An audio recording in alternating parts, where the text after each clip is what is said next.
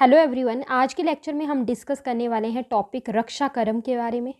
रक्षा कर्म को हम मॉडर्न में रिलेट कर सकते हैं स्टरलाइजेशन से। सुश्रुत द्वारा वर्णित व्रण चिकित्सा में षष्ठी उपक्रम में से अंतिम उपक्रम रक्षा कर्म है। यानी कि जो आचार्य सुश्रुत ने षष्ठी उपक्रम जो बताया है उसमें से अगर हम देखें कि जो अंतिम उपक्रम है वो कौन है, वो रक्षा कर्म है।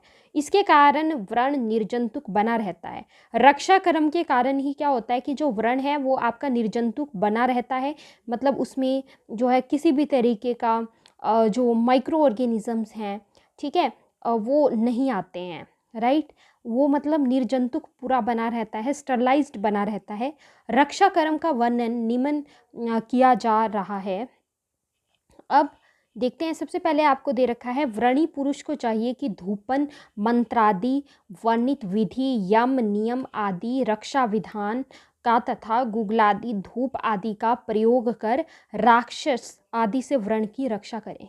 आचार्य सुश्रुत ने जो है वो चिकित्सा स्थान में बताया है कि जो व्रणी पुरुष है, यानी कि जिस पुरुष को व्रण हुआ है उसको क्या चाहिए, उसको चाहिए कि वो धूपन करे, राइट। मंत्रादि वर्णित विधि मतलब मंत्र आदि का जो भी प्रयोग है वो करे, जो भी विधियां बताई गई हैं, यम हो गया, नियम हो गया, राइट। इन सारे रक्षा विधानों के द्वारा तथा गुगलादि धूप का यूज़ करके क्या करे, जो राक्षस है, राक्षस यहाँ पर कहा गया है जो इनविजिबल जो क्रिएचर्स हैं उनसे जो है वो व्रण की रक्षा करे।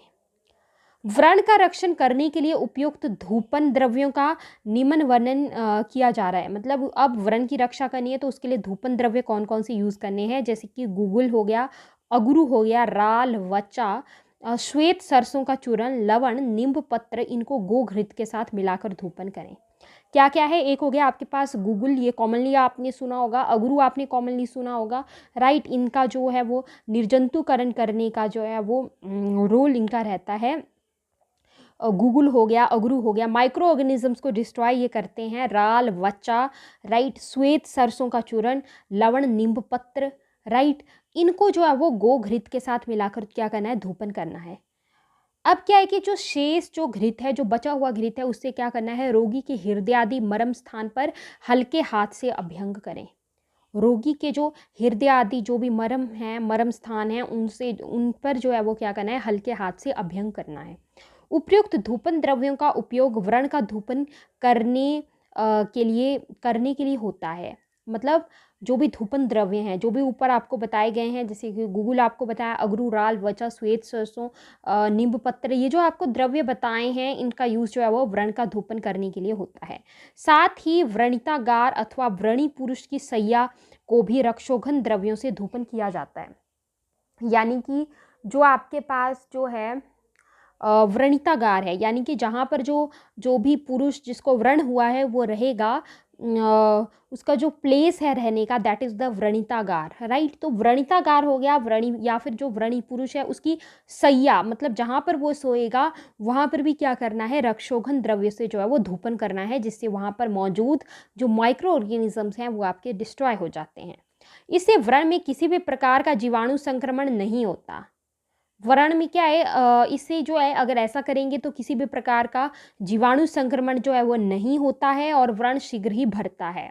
रक्षोघन द्रव्यों से हृदयादि मर्म स्थानों पर लेप करने से रुगण की प्राण शक्ति वर्धित होती है। मतलब जो रक्षोघन द्रव्य हैं उनसे जो है वो हृदयादि जो मर्म स्थान है उन पर अगर हम लेप करते हैं तो जो रोगी है उसकी जो प्राण शक्ति है वो जो है वो बढ़ती है, जिससे उसकी जो बेचैनी है, भय है, वो नष्ट होकर जो व्रणी पुरुष है वो शांत होता है, वो पूरे तरीके से शांत जो है वो हो जाता है अगर जो है हम यहाँ पर रक्षोघन द्रव्यों का यूज़ जो है वो करते हैं।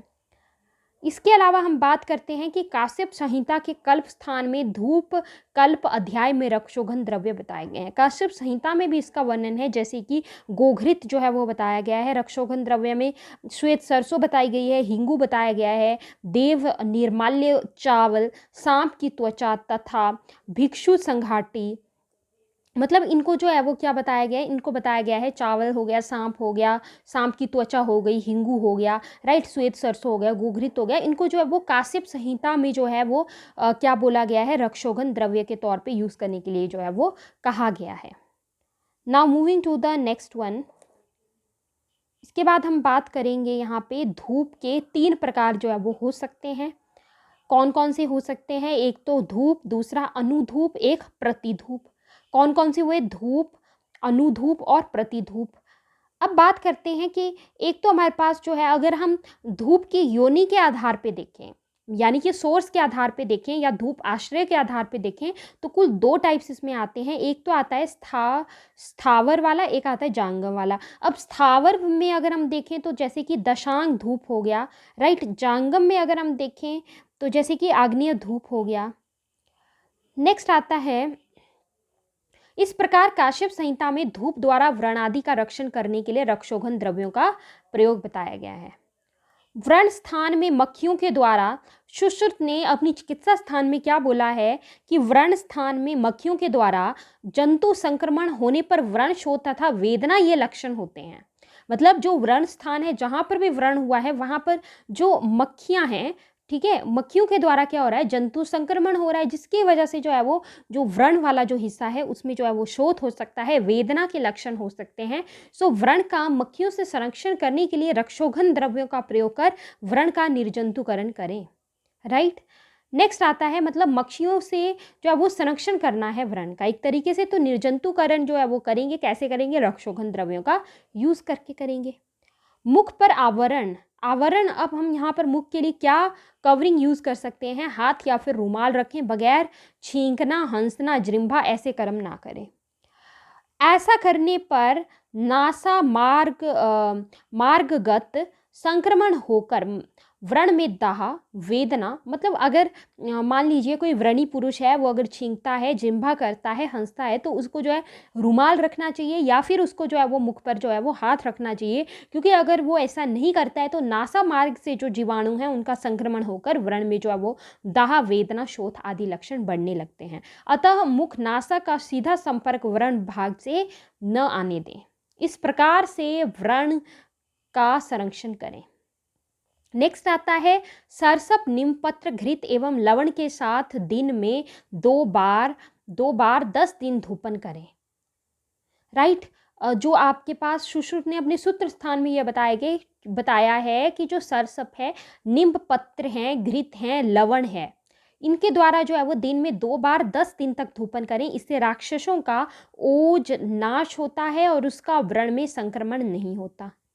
सुश्रुत ने व्रणी पुरुष का रक्षा विधान करते हुए गुगलादि धूप के पश्चात मंत्रादि उच्चार का प्रयोग किया, जिससे व्रण स्थान में किसी भी प्रकार की बाधा उत्पन्न नहीं होती। इससे व्रण स्थान पर जल छिड़क कर विशिष्ट मंत्रोच्चार कर व्रण का राक्षसों से, कृमि से संरक्षण किया जा सकता है। इन शॉर्ट अगर मैं बोलूँ तो गुगलादि से धूपन कर्म जो है वो करेंगे, देन उसके बाद जो है वो मंत्र आदि का जो प्रयोग है वो करेंगे, राइट। उस पर जल का छिड़काव जो है वो करेंगे व्रण स्थान पर। इससे क्या होता है कि किसी भी प्रकार के जो कृमि हैं उनसे जो है वो एक तरीके से हमारे व्रण का जो है वो संरक्षण हो जाता है।